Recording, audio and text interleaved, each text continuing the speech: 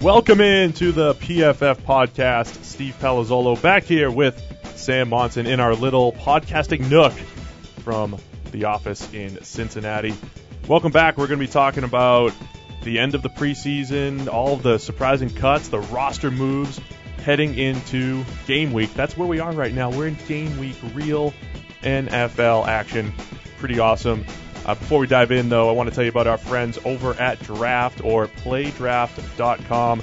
They have rolled out a $50,000 head-to-head fantasy football bracket tournament that starts this week, week 1. The format pits you against another draft user each week in a live snake draft. Beat the user you're matched against, and you advance to the next round. That is it. There's only room for 2,048 entries at $28 a pop, so we suggest heading over to the draft lobby and reserve your spot before the bracket fills. The final 512 survivors will win cash, with the champ taking home a cool $10,000. Pretty awesome concept here. All users that sign up using the promo code PFF are also eligible for a free $3 entry with their first deposit. So we've been partnering with these guys. Love the whole concept over at playdraft.com. This new competition is a lot of fun. Check out the entire site and use that promo code PFF to get a free $3 game over at Draft or playdraft.com. All right, Sam, we're talking about cut day. Yeah. And the surprising cuts, the players that can still contribute, and, of course, the trades. Did we see a lot more trades this year than usual? Felt like there was a lot of action. There was definitely a lot of trades. I'm trying to work out if that's a product of this new cut down day where it all comes on one day, rather than the step down where they used to go from 90 to 75, and then from 75 to 53. Right. Now it's just 90 all the way down to 53. So I don't know if it's a product of that there's a kind of wave of, trade moves that happened just before, and then you get to the cuts, or whether it kind of would have happened anyway. It just would have been spread over a bigger period of time. Yeah, I like the one day. Yeah. I like anything that's facilitating trades in general. I think the NFL had been afraid to trade for so long. There's cap issues and players get old pretty quickly, so teams were less likely, I feel like, to make moves. I think the other thing is it makes more sense this way because the first cut day used to happen before that fourth preseason game. Yeah. And that's the game where all of those guys need. Those guys are all going to be playing. Yeah, those are the guys that will get the playing time in that final preseason game because none of the starters are playing. So the guys that need to be able to put down some tape, and actually build up a resume, if you like, with preseason tape in that final game were the guys that were getting cut loose and, dumped from a roster before they ever got a chance to see the field. Yeah, I completely agree. Now, look, the biggest trade, the biggest name that moved, certainly Sheldon Richardson, leaving the New York Jets, traded to the Seattle Seahawks for a conditional second-round pick and Jermaine Kearse. I think the Richardson rumors to Seattle have been out there for quite a while, and Seattle's known as this place not only that just stocks up on defensive line talent, but just like when they drafted Malik McDowell, who maybe had some off-field question marks, and people say, well, you go to the Seattle system, and Richard Sherman and Earl Thomas and Michael Bennett, through osmosis, you're going to be fine. Those guys will carry you through. Sheldon has had his own off-field issues, suspensions, and various things from college all the way through the NFL. Is this a perfect fit for Sheldon Richardson to go to Seattle and live up to his potential? He's one of the best interior defensive linemen in the league when he's healthy and his head's on straight. Well, that's the first key, I think, is that he's probably actually going to be used the way he should be used in Seattle, as opposed to Richardson was a bit of a victim of that New York Jets defense. When we talked about, how they're going to get all these guys on the field at once, when you get Leonard Williams, Sheldon Richardson, Muhammad Wilkerson, yep. How are you going to get all these guys on the field at the same time? Where's the edge rusher? Where's the edge pressure coming from?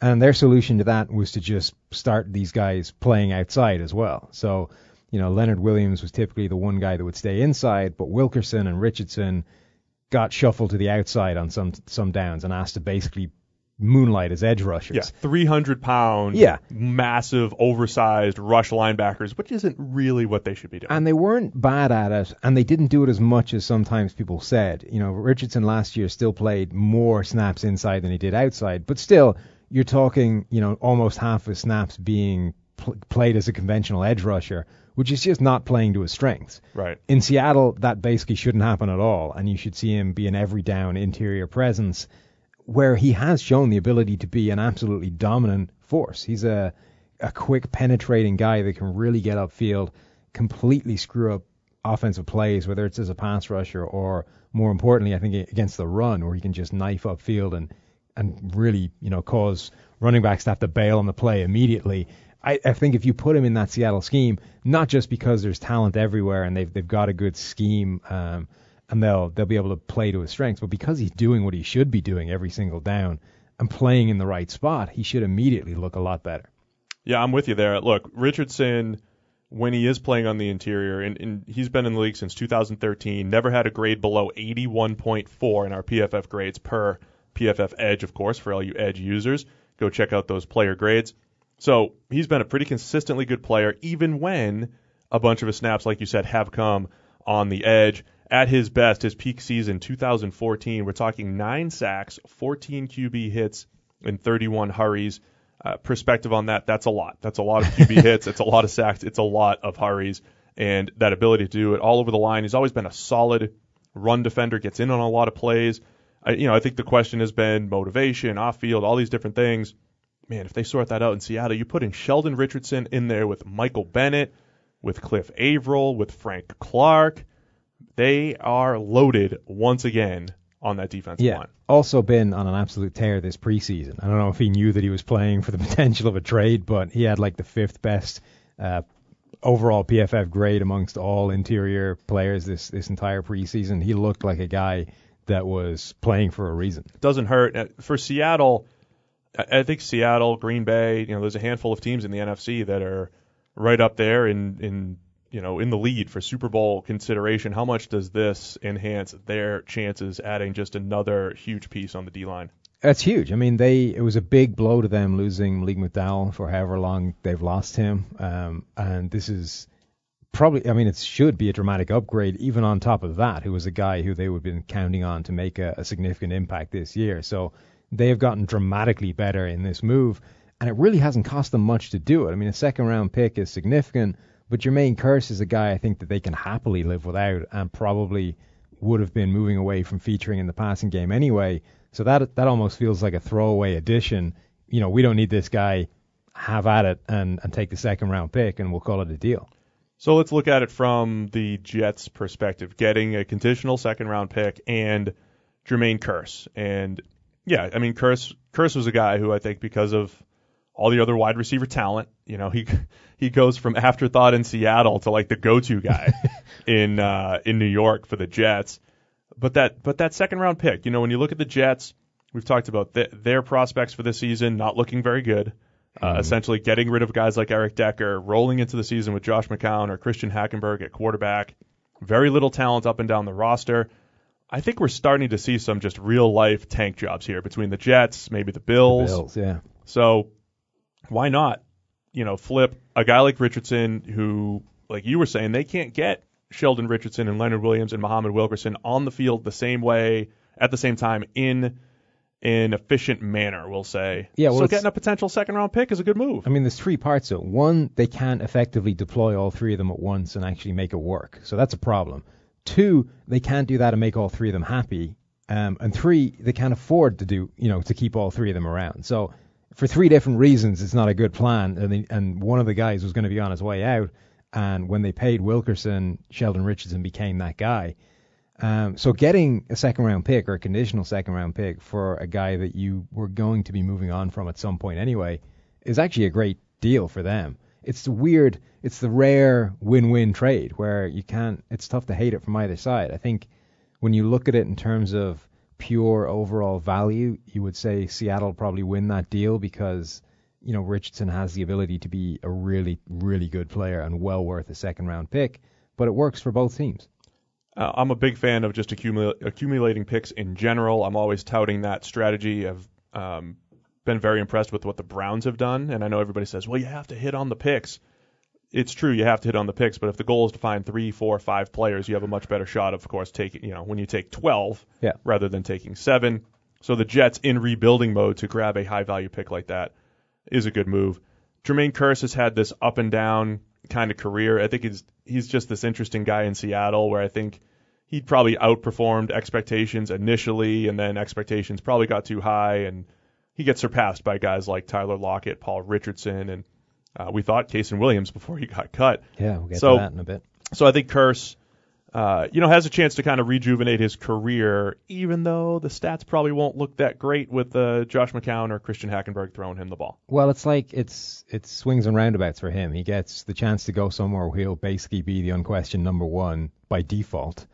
But the downside of that is you're going to have Josh McCown throwing you the ball. So, you become the number one guy, but it's a significant drop in your quarterback. It certainly is. Let's go to another trade that I think took a lot of people by surprise. The New England Patriots send their number 3 quarterback, Jacoby Brissett, to the Indianapolis Colts for former first-round pick, Phillip Dorsett. Now, they just drafted Dorsett in the 2015 draft. He's got 2 years under his belt. He's a speedster. I think around draft time, you and I looked at him and we said, look, he's just one of those good speed receivers, probably needs a little bit more work as far as polish and work over the middle of the field, but he can be that take the top off the defense type of guy. Hasn't really been all that productive so far during his NFL career. The Brissett move, though, I think is certainly the interesting part of this because he played the entire game, preseason week 4. And he had some really bad throws in there. He had some disastrous end of the game throws. But if you watch the game from start to finish, had to be impressed with his command of the offense, his feel for the offense, what he was able to do. More good than bad in that game in what proved to be a showcase game for Jacoby Brissett. What did you make of this trade, Patriots and Colts? I'm going to come up with a take that is probably not going to be too popular about this. But if you take New England Patriots out of this equation, if this was any other team trading their backup quarterback for Phillip Dorsett, this wouldn't even register on the radar in terms of important move. Only because it's the New England Patriots, and you add in the fact that Dorsett was a former first-round pick and their backup quarterback situation, and suddenly it's giant news, and it's look how important this is. This is a guy we all had pegged for the Patriots to be, a significant part of their plans. They're trading for a first-round pick. They've stolen this guy. I mean, this is a typical bottom of the roster move where two guys are trading each other guys that probably aren't in their plans. Therefore, we'll take your guy, you take our guy, and we'll see what we've got. I like these moves. I like when those moves happen. I do as well. I think they're fascinating. I think they make sense because, we're not keeping this guy, you're not keeping this guy. Let's swap and take a look. Maybe, we have more use of your guy than you have for our guy. But they're relatively inconsequential. My point is this is getting talked up as a much bigger deal purely because the Patriots are involved in it. Perhaps. But when you look at what the Colts have done, they've had a pretty good feel. Now, Andrew Luck has already been ruled out for week 1. Mm-hmm. And we'll talk about him on the preview show later in the week. Andrew Luck is out. Scott Tolzien he was the backup last year, had one spot start that did not go so hot against the Pittsburgh Steelers. Tolzien has shown very little as far as what he could do as a starter in the NFL. And they never made a move. They never said, hey, look, we need to, we know that Andrew Luck's going to miss some time. We need to bring someone in. They waited to this point to make the move to go get Jacoby Brissett. I'm interested to see if they actually think Brissett's going to go in and play at some point. Maybe not week 1, but are they prepping him for week 2? Or they just said, hey, look, here's a guy that was a 3rd-round pick, which I thought was a little high at the time when New England took him there. He's a 3rd-round developmental pick. I told you, he looked really good. Relative, statistically, he was off the charts on Thursday night. 300-something yards passing and 5 touchdowns accounted for, threw for 4, ran for another. Like I said, had some ups and downs, but man, why not take a shot on a quarterback like Brissett there? Absolutely fine with doing that. I have no problem with the move whatsoever. I just think that it's being made into a much bigger deal than it is. Tolzien is going to start week 1. There's no way they're going to put Brissett in there after 5 minutes in the building to be their week 1 starter. And I don't see a situation where, unless Tolzien is absolutely horrendous, biblical proportions of train wreck.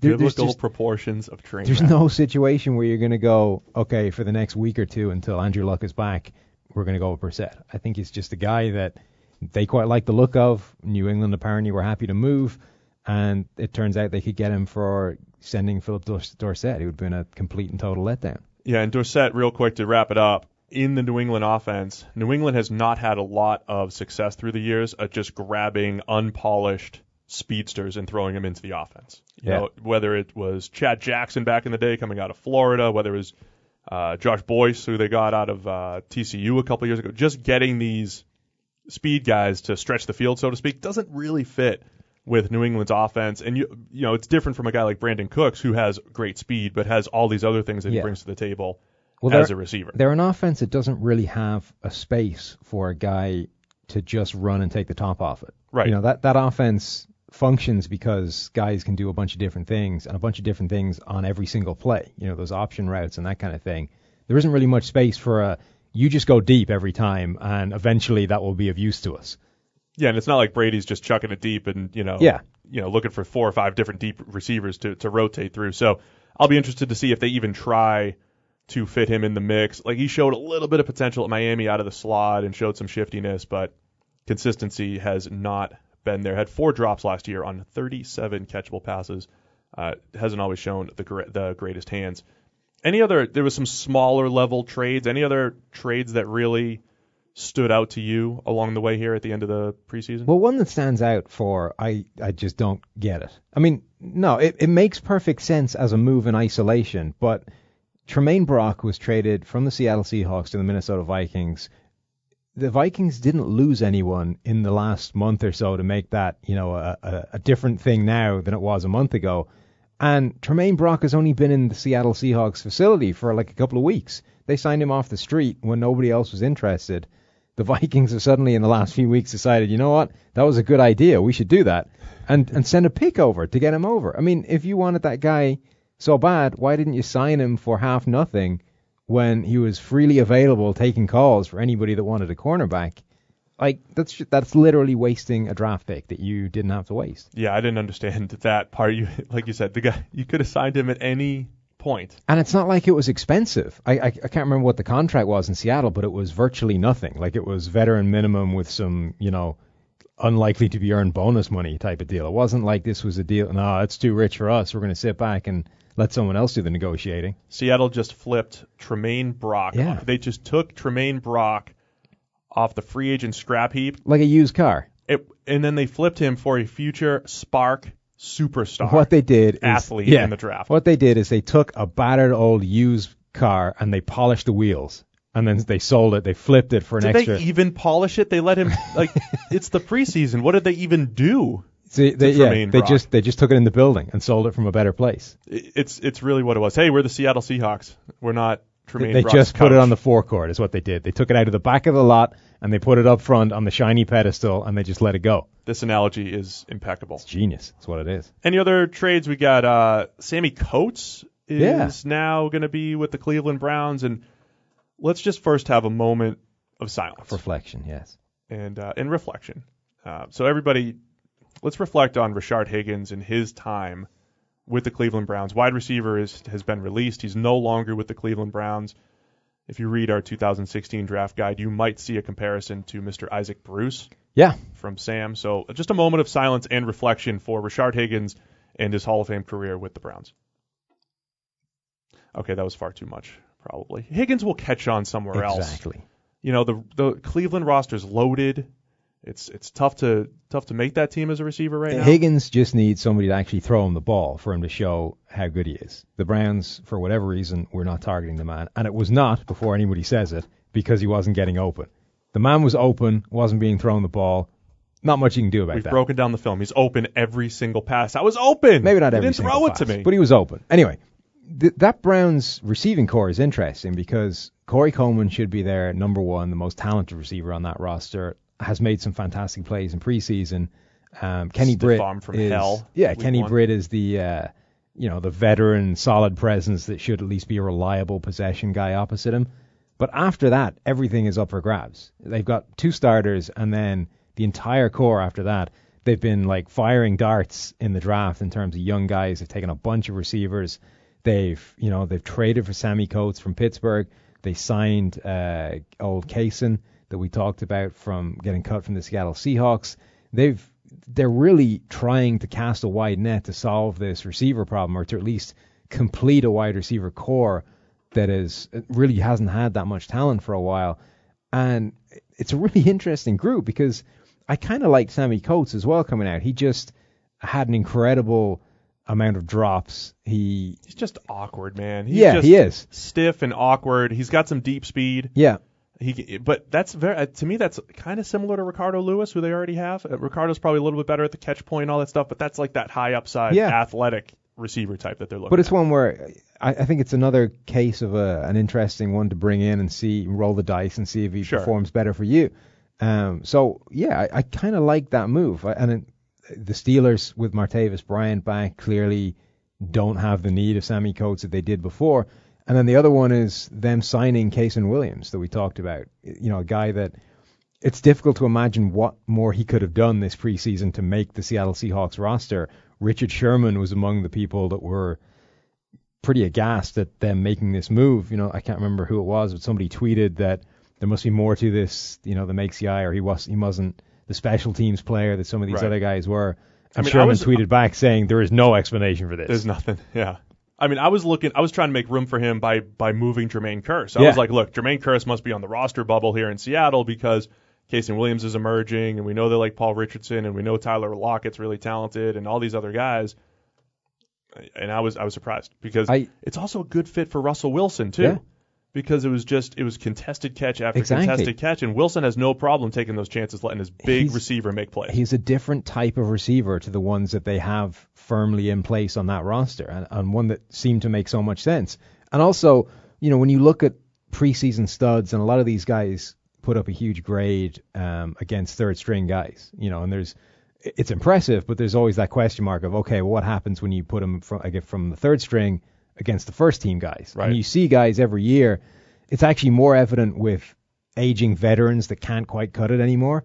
You put these guys in the first team, in the regular season, they can't really get it done. But suddenly you see in the preseason, those guys are now buried in the third team, and they just tear these third team guys to ribbons. Right. So they're not quite good enough to play down in, down out in the NFL anymore in the regular season. But in the preseason, they're just too good for these, future UPS drivers they're going up against. But Kason Williams, like the best play he made in preseason was against Xavier Rhodes, who just got handed like a $10 billion contract or whatever he got as his number one, more or less, number one cornerback in Minnesota. So he's made big plays against number one guys.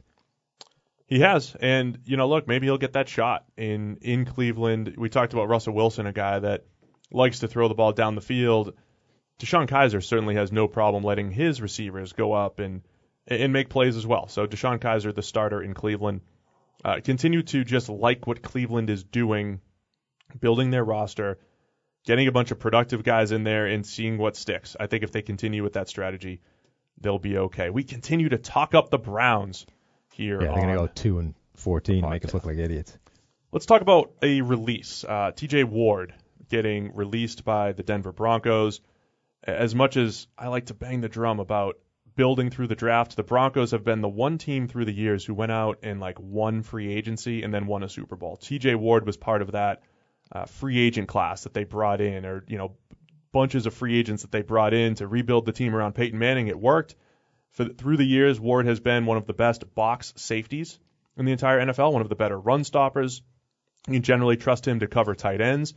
I don't think he's a guy that you trust as this single high free safety with crazy range or anything like that, but I think he's a guy that for his role, he was maybe the best, one of the best in the NFL at his peak, right? When we're talking about what TJ Ward has done, and now Tampa Bay is going to sign him to a 1 year, you say $5 million contract, Sam? Yeah. The standard $5 million? The standard $5 million.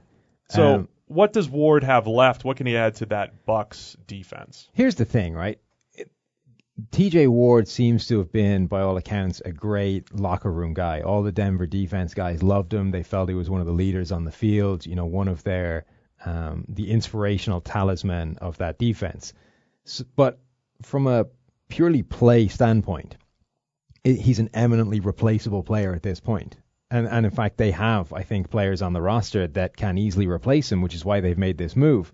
So it's an interesting one in terms of, we talk about this everyone talks about this as a business as much as it is, anything else.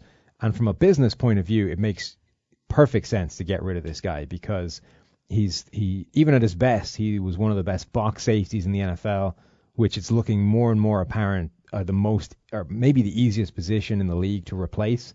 You know, you've got tons of these guys coming out every year from college, and they get tried first deep off the line, don't succeed there, then they get moved into the box, and suddenly you have a rejuvenated safety again. That's like a whole separate podcast. Yeah. Talking about like the league's moving to the pass.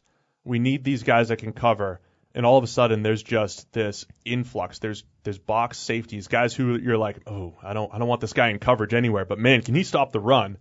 Even though we need guys that can stop the pass. Ward was, one of the guys that was always, near the top. Yeah, so I think there's an abundance of these guys around there. So even if he wasn't on the decline, even if he hadn't slipped a little bit from his best, he would still be a pretty replaceable player because it just looks so easy to find these guys now because they're everywhere. But when you consider that he's declined a little bit and they have ready-made replacements on the roster in terms of Justin Simmons, in terms of Will Parks, our favorite. Oh, I love Will Parks. We'll add Will Parks was a guy that went to Arizona. Our first year of doing college was 2014. He played in the slot. He moved around a little bit. Just always graded extremely well in our system, and had some moments in last year in the preseason and in the regular season. And a guy that could play box safety, could play slot, could play corner if they wanted him to. I think he's a nice versatile player to have. I thought he was a nice 6th round pick in 2016. Yeah, absolutely. So between those two, I think they can easily replace what TJ Ward brought to them in terms of on the field. But you then have that X factor of how much is it worth to be that locker room presence, to be a leader on the field, to be a guy that inspires the other 10 guys on defense, because that appears to be the single biggest loss that TJ Ward has attached to him. Justin Simmons, who you mentioned, likely slated to take a lot of TJ Ward's snaps. He played 294 snaps last year as a rookie out of Boston College, 3rd round pick. Let me ask you this, we'll wrap it up on the Broncos before we talk about what it means for the Bucs. We talked about the Broncos not only declining over these last few podcasts, but maybe changing up their defensive scheme, maybe getting away from that man-heavy scheme that Wade Phillips implemented. New regime there. A head coach in Vance Joseph who's played as much zone as anyone the last couple of years as defensive coordinator of both Cincinnati Bengals and Miami Dolphins. Does losing a guy like TJ Ward, who it's not like he's fallen off a cliff. It's not this like obvious, okay, he's done. He's not an NFL player any longer. Does this mean that they're changing to more of a zone-heavy defense and they don't want Ward playing deep zone and the two high looks? Yeah. Ward is more of that one high look. You have the single high free safety. Ward's that perfect box safety opposite him. Does this mean that they are changing their scheme? And because I don't know if that fits that awesome group of cornerbacks that plays great man coverage. It definitely could. I think the key there is it gives you more versatility. Ward is a guy that probably can't do that stuff anymore. Even at his best, it wasn't a strength, but he could at least get it done. Now I think you don't want him deep down, deep in the middle of the field. You certainly don't want him as your deep free safety. You probably don't want him as a deep, safety and two high looks. So it gives you the flexibility with Simmons and Parks to do that stuff. So whether they, completely pivot and become this zone-heavy team, or whether they're just going to fold in a bunch more zone looks to what will still be a man-heavy defensive scheme, it just gives you the flexibility that you didn't have if you were forced to start Ward the whole time. Now in Tampa Bay, Keith Tandy had a breakout season last year, one of the better safeties in the league, had a nice season. And Chris Conte, who's not had a great career, the other starting safety, scheduled starting safety. They drafted Justin Evans out of Texas A&M 2017, or this past year in the 2nd round. Evans, a guy that missed a ton of tackles last year but made a lot of plays, had some ups and downs. So Ward kind of gets thrown into that mix. And, when you just look at a pure depth chart, it's not always the best way to evaluate a defense because you can carve out specific roles for these guys. What are your thoughts on, he becomes the extra box safety there, and now you've got Quan Alexander, you have Levante David, and maybe even TJ Ward, in the box, stopping the run. That's a pretty solid trio of guys as long as Quan's finishing his tackles. Yeah, it gives him an interesting group. I mean, Ward is at the kind of stage of his career where, the way old cornerbacks used to get moved to safety when they started to slow down a little bit. I wonder if you could just move Ward to be a full-time linebacker. And start moving those box safeties to linebacker. Move your box safety just to be a pure linebacker. I mean, he's big enough. It's not like there's any kind of loss in terms of run defense there, and he should be able to cover as well as any 2-3 down linebacker you're going to have. So at least against tight ends, right? Like you put them against the right guys. So let's start the transition. Aging safeties become linebackers. Well, like you said, last year we were putting together our top free agent list, and all of a sudden we got to about 50 or 75, and there was like 8 box safeties. Yeah. And I feel like that kind of opened our eyes to like, man, there's just a lot of these guys in the NFL right now. Maybe it is time for all of those box safeties to start to become And most of them didn't get the blockbuster contract, I think, because it's a buyer's market for those guys. So the demand isn't huge. That's part of what's working against TJ Ward. And it's just not as valuable of a role as it used to be. All right, guys, quick break to tell you about DraftKings. Football season is here. It's this week. It is the first week of the NFL season, and there's no better way to play than with DraftKings. 1 week fantasy football. To celebrate, DraftKings is having a $100,000 contest this Sunday, and it's totally free to enter. So you just make your lineup. You can win $100,000. If you draft the perfect lineup, you can win $1 billion. With DraftKings, there's so many different ways to play. You can choose between public contests with big cash prizes or private contests where you can compete against just a group of friends. There's beginner or casual modes as well as more advanced levels for the top-notch fantasy players. And the best part is you get to draft a new team each week without any commitment. So get to DraftKings.com right now. Use the promo code PFF to play in DraftKings' free contest with $100,000 in total prizes this Sunday. And if you draft the perfect lineup, you can win $1 billion. That's right, $1 billion with the perfect lineup. That's promo code PFF to play for your shot to win that $1 billion this Sunday. The contest is totally free to enter. So why not try? Sam and I are already put our lineups in. We're ready to go. DraftKings is the game inside the game. Eligibility restrictions do apply. See DraftKings.com for more details. Do we have the Dr. Evil soundbite yet for that? We need to start incorporating that. Yeah, I did. $1 billion. $1 billion. With the finger. The pinky. All right, Sam, what else do we have coming out of We got a player. season? We got somebody got Willie Beavers. Zach Banner. Zach Banner got Willie Beavers. Zach Banner, pick, cut big, loose. 6'8", 6'9".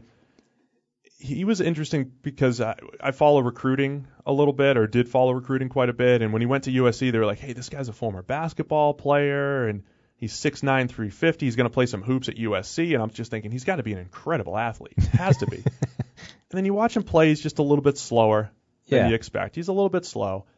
When I was scouting him last year for the draft, he's one of those guys when he gets locked on, he's pretty locked on, right? He is there. So if he can get to the second level and grab a linebacker, he's on him. So he just can't make all of the necessary blocks in the NFL. So he's a little bit like Phil Lodeholt. Nice. Big right tackle, former Minnesota Viking. Yeah.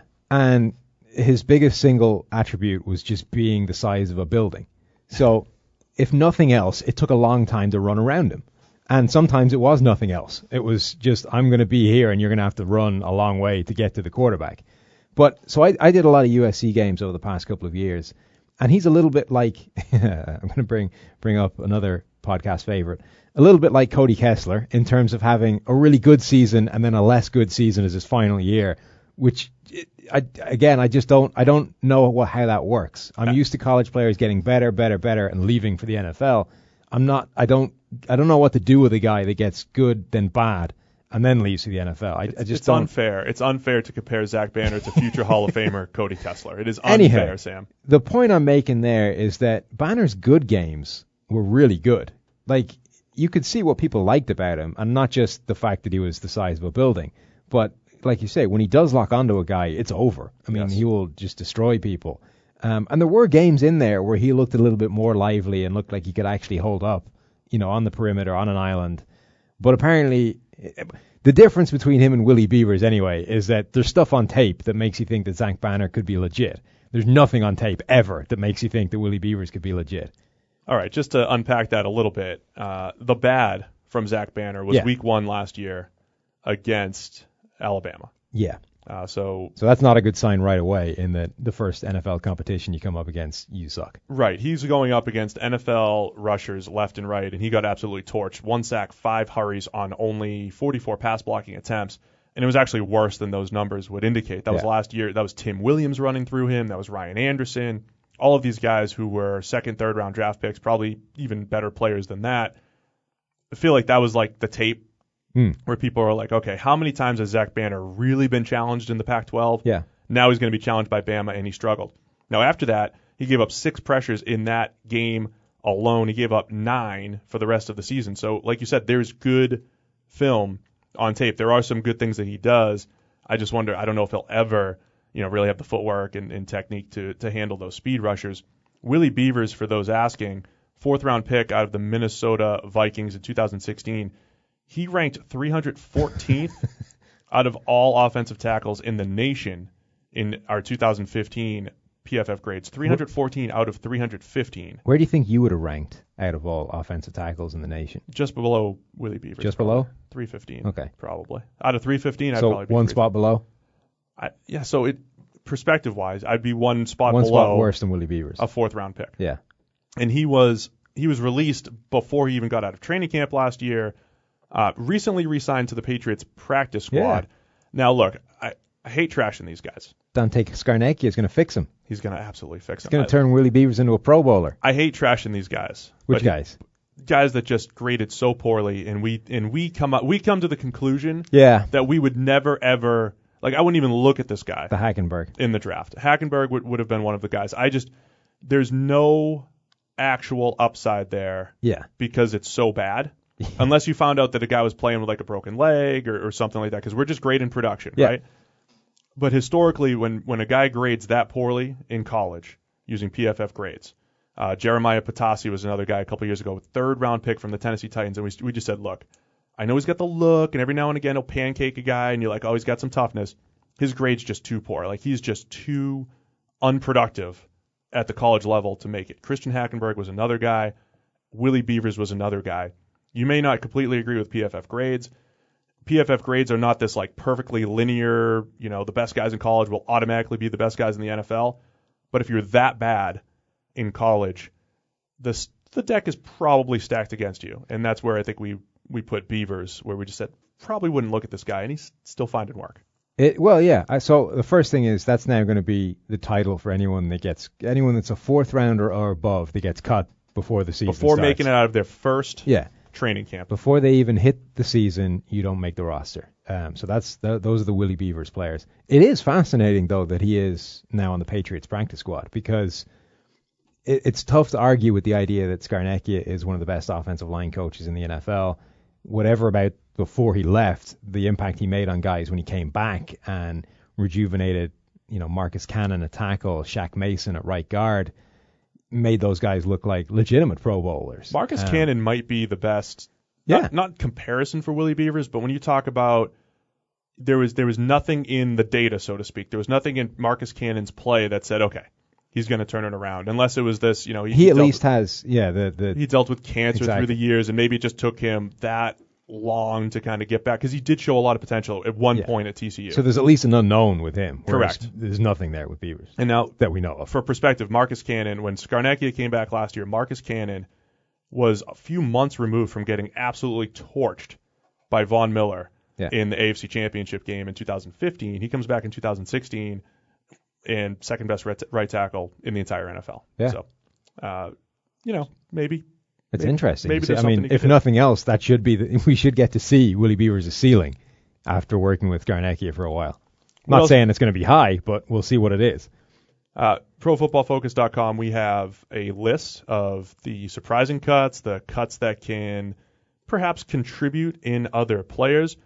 Cap Cappy's a guy that we mentioned on here. I can't believe they cut Cap Cappy. The guy got pressure at a ridiculous rate this preseason. Well, he's the guy that we talked about earlier, the one that did it all against the third team. And there's the question mark of course, what does that translate to against first and second teamers? My thing with those guys is when you've been doing it consistently, though, against the third team, at some point that deserves the promotion. You know what I mean?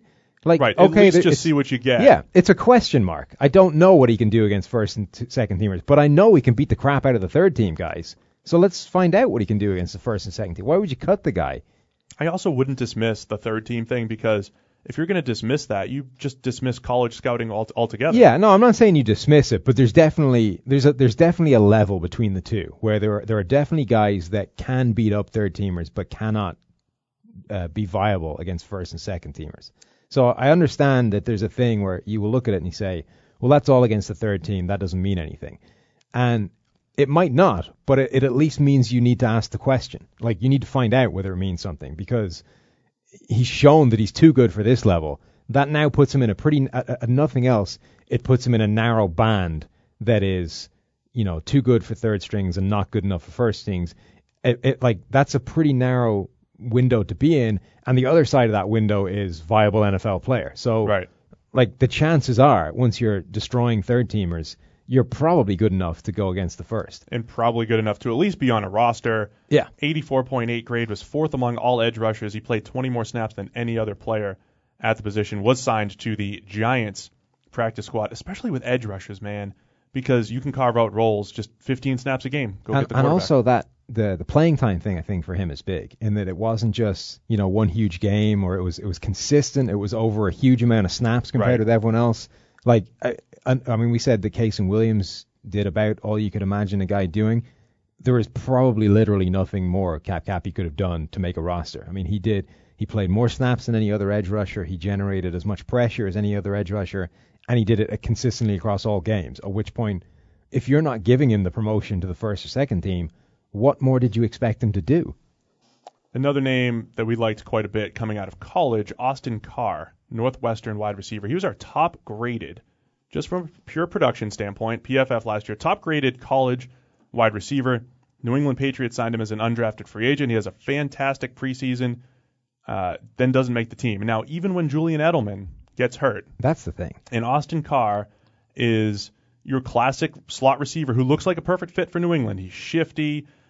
Check out some of the plays he made in the preseason. He had 19 targets, didn't have a drop, but it wasn't just not dropping the ball. Week 1, spectacular catch in the end zone, knows how to get open, just a good receiver. Now he is in New Orleans. The Saints signed him to their roster, to the 53-man roster. And Willie Snead suspended, so he could end up getting significant playing time pretty early. He could see some actual playing time. Slot receivers are fascinating, Sam, because if you watch a lot of them in a row, I'm not saying they all look interchangeable, but sometimes they do. Oh, yeah. Sometimes they do.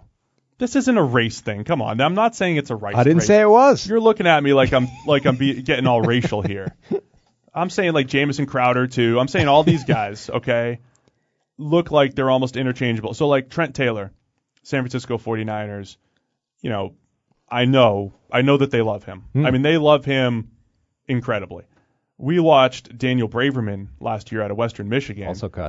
Also cut. And we're like, man, Braverman, you were calling him, you were like, hey, what if you could get Wes Welker at 21 years old? Yeah. 22 years old. What if you could?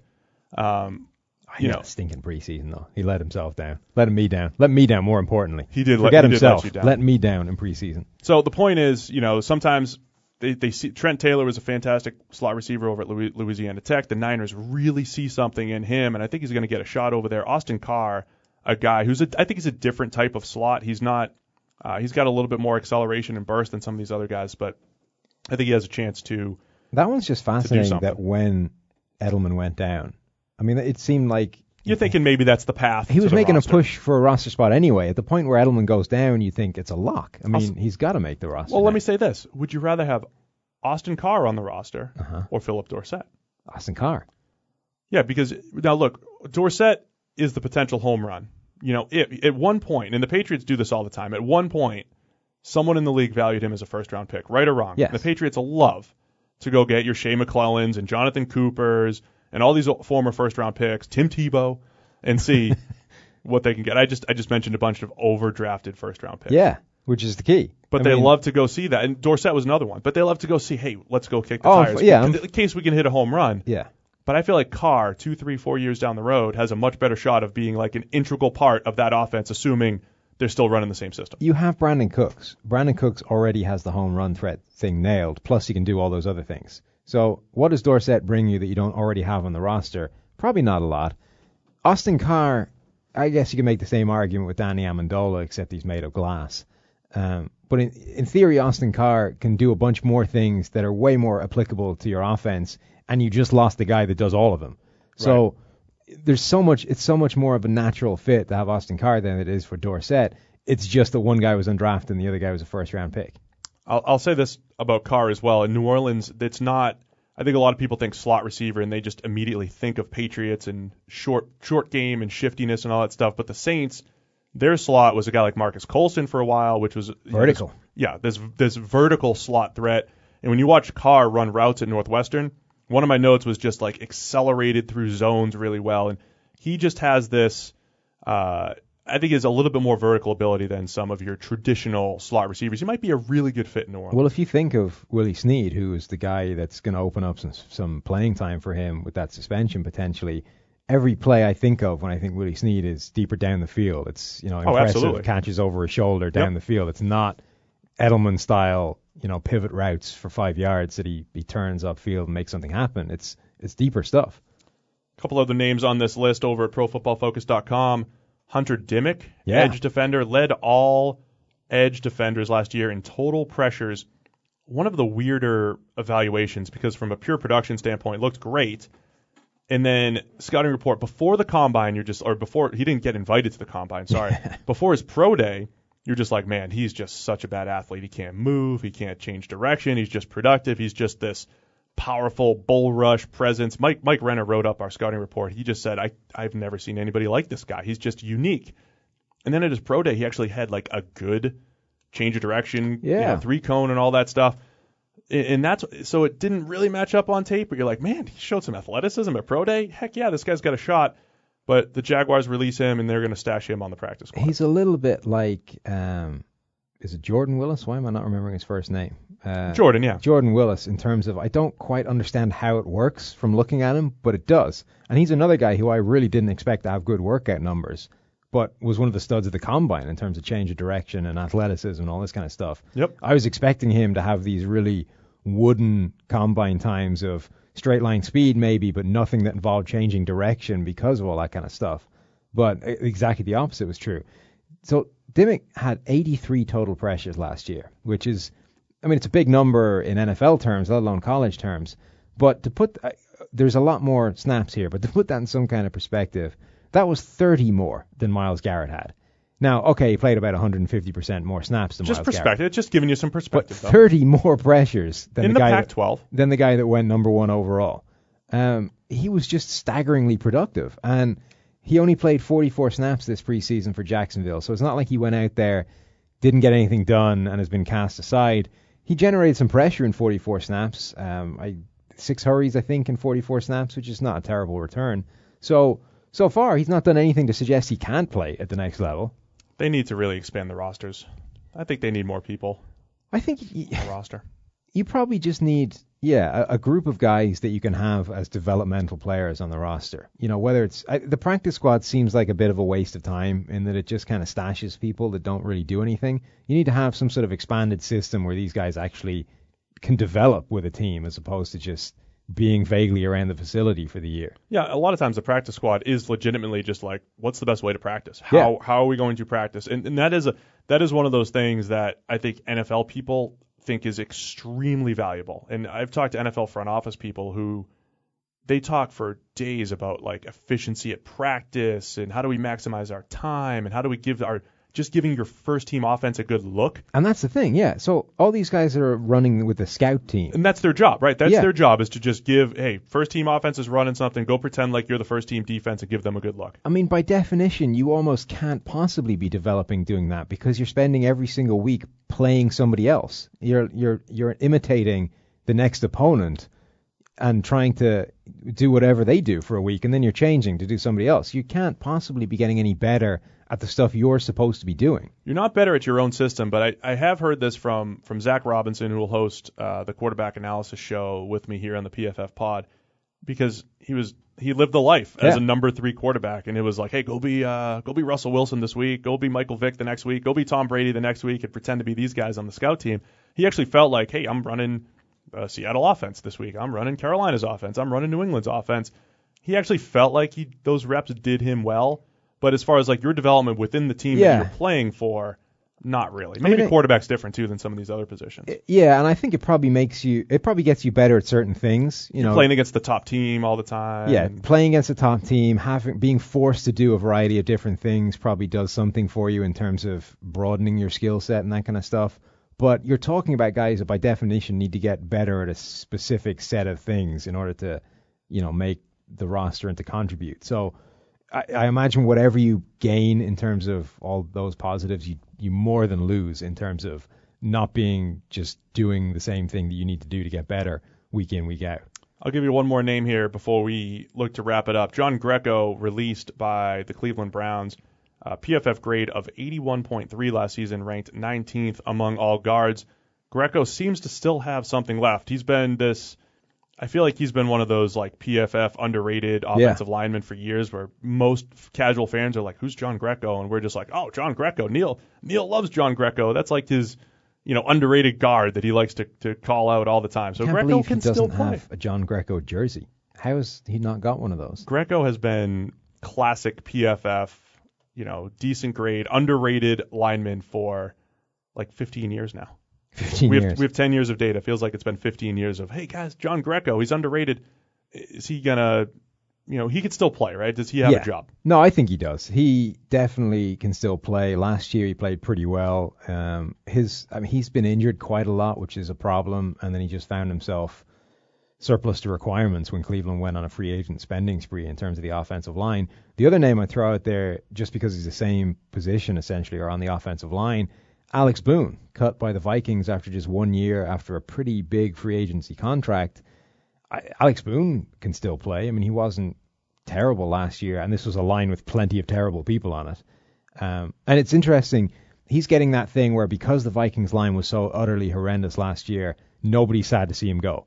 He was part of this awful unit, therefore he sucked. Must have sucked. Boone wasn't bad last year. I mean, he played pretty well as a pass blocker, didn't have bad numbers there, didn't play terribly as a run blocker, wasn't fantastic as he's been in the past, but he certainly wasn't the problem on the Minnesota Vikings line. If you put him on the Dallas offensive line, if he manned your left guard position for Dallas, he would guarantee you the best offensive line in the NFL. So it's an interesting take. He definitely meets that requirement of being good enough, where if the rest of your line is fine, it's not a problem. Unless there's something happening at practice where, now look, you mentioned Cleveland's shopping spree, whatever. They bring in Kevin Zeitler to play guard. They already have Joel Bitonio.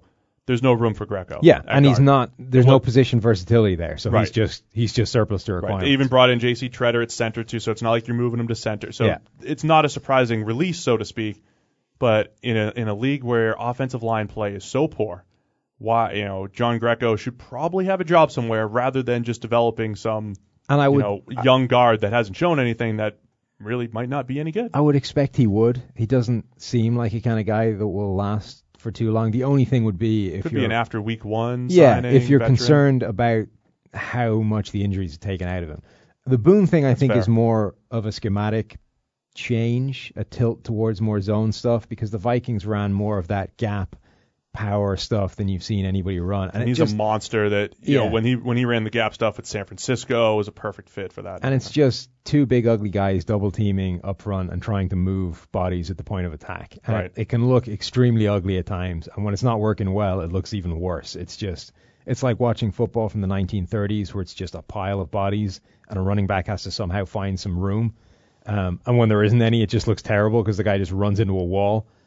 But that's what we get to see every week when we're grading these games. Yeah. But I think Boone can still do that. I think he can still play a part in that kind of scheme. It's just the Vikings, I think, will be running more zone stuff with the new guys they brought in. If you look at the size of a lot of these guys, they've gone smaller. They've gone more athletic. Dalvin Cook, I think, is more of a runner to exploit that kind of thing than Adrian Peterson was. So I think they're going to move more towards that kind of stuff, and apparently just thought that Boone was a sufficiently bad fit for that they might as well get id of him now. Yeah, Minnesota spent a third-round pick on Pat Elflein, who's slated to be the starting center, also has some guard versatility. Played well so far. Has played well so far. The center was a new position for him last year at Ohio State, first year that he had played it, and took to it a little bit more by about mid-season. Danny Isidora, another guy, he'll be a backup guard for them, fifth-round pick out of Miami. Sam, I want to wrap it up. I don't know if you have any other names before we tie a bow on the preseason. Can this be the bow? Yeah, no, I think that's good. We've talked about some. If you want to see the rest of the guys on our lists, on our surprise cuts, or our players that can contribute anywhere else, go to profootballfocus.com.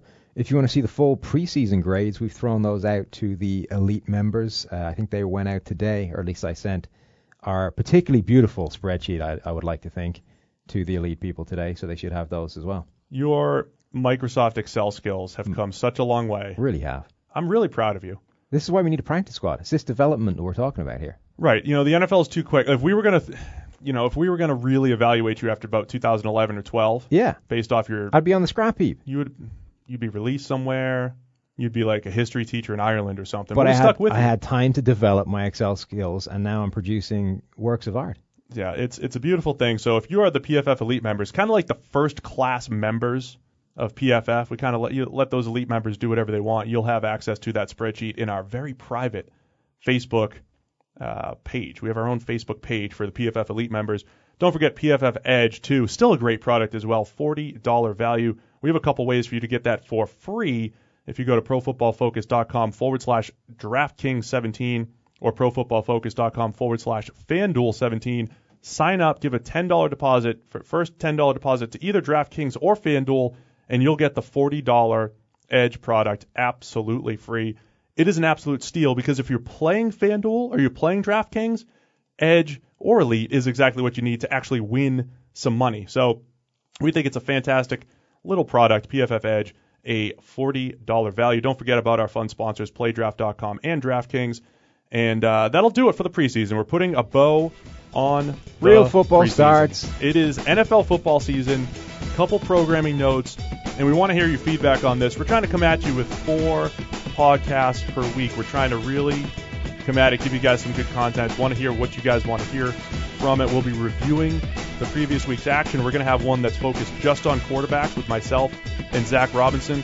We're going to have like a PFF happy hour where Sam and Mike are going to come to you from a very special on-location spot a little bit later in the week, and then we'll have a full weekend preview. If you guys are into picking games and all these other things too, we'll have some really good stuff for you. So stick with us all season long, and we are officially declaring it the NFL regular season.